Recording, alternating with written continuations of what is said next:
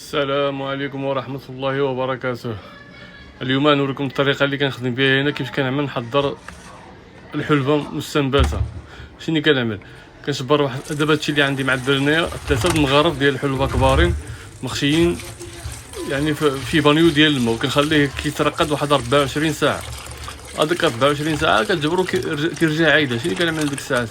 كنخوي منو دوك الماء وكنشلو مزيان وكنخليه يبدا يقطر في داك البانيو بحال اللي كتشوفوا دابا اللي عندي انا.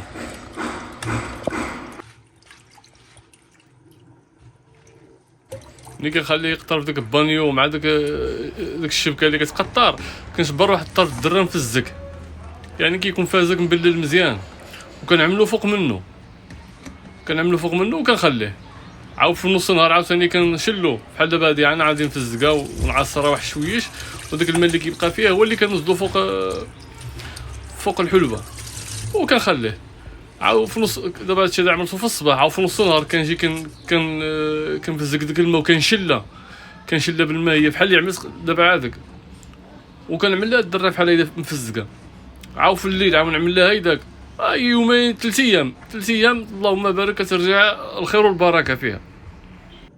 هي ما شاء الله تبارك الله، شوف الخير شا كيف رجعت.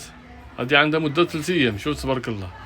دابا الا بغيتي تقدم الطيور ديالك هيدا تقدمها هيداك، الا بغيتي تخليها تجي تنبز انا كنفضل نعطيها لهم هيدا، فهمتي؟ هيدا كتجيهم شي حاجه مخيره.